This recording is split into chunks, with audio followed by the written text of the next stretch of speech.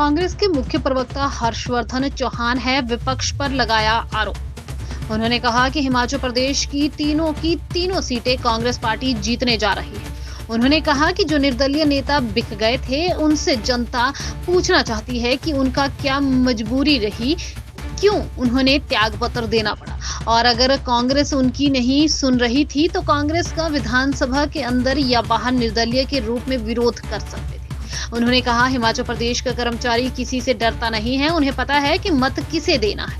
उन्होंने कहा कि प्रदेश सरकार द्वारा ऐसा कोई कार्य नहीं किया गया है जिससे कि हिमाचल प्रदेश में घोटाला।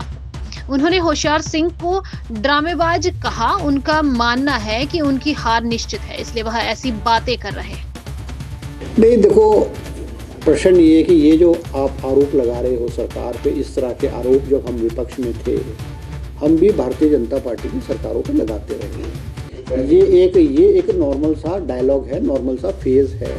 मीडिया के माध्यम से विपक्षी पार्टी सत्ताधारी पार्टी पे ये इल्ज़ाम लगाती है। हिमाचल प्रदेश में भी लगाती आई है, हिंदुस्तान के अलग अलग राज्यों में भी लगाती आई है। और मैं एक बात आपको दावे से कह सकता हूँ कि कांग्रेस पार्टी ने ना किसी पे दबाव डाला है, ना किसी को डराया है, ना धमकाया है। और हिमाचल प्रदेश का जो कर्मचारी वो किसी से डरता नहीं है। हिमाचल प्रदेश का कर्मचारी, हिमाचल प्रदेश का मतदाता इतनी सूझबूझ रखता है कि उसको किसको जिताना है, किस सरकार को वोट देना है, कौन सी सरकार उनका भला कर सकती है। ये आरोप जो है, मुझे नहीं लगता इस आरोप में जो कोई दम है।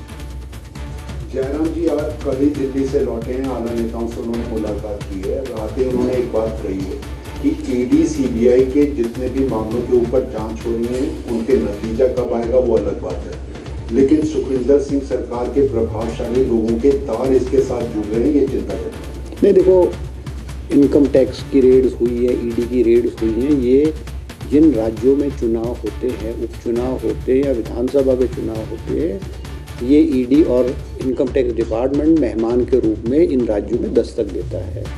हिमाचल में भी 3 उपचुनाव हुए, ईडी ने दस्तक दी, हमीरपुर ज़िले में दी, मुख्यमंत्री के गृह ज़िले में दी है।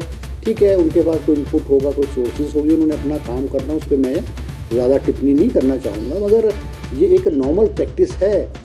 जो केंद्र की सरकार होती है वो दबाव बनाने के लिए एक नॉर्मल प्रैक्टिस होती है।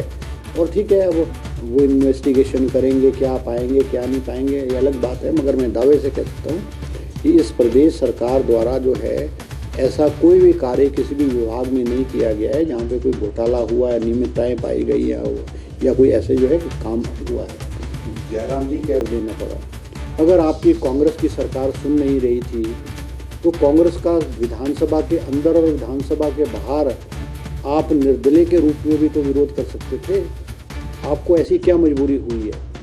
और सब जानते हैं पर्दे के पीछे क्या खेल खेला गया, किस तरह से विधायक, हिमाचल प्रदेश के विधायक जो राजनीतिक मंडी है उसमें बिके हैं, किसका कितना रेट लगा, ये आज हिमाचल प्रदेश की जनता जानती है। और तीनों विधानसभा के जो उपचुनाव में वहाँ की जनता जानती है कि सरकार के पास स्पष्ट बहुमत है। ये सरकार 3.5 साल का और कार्यकाल 2027 तक अपना कार्यकाल पूरा करेगी।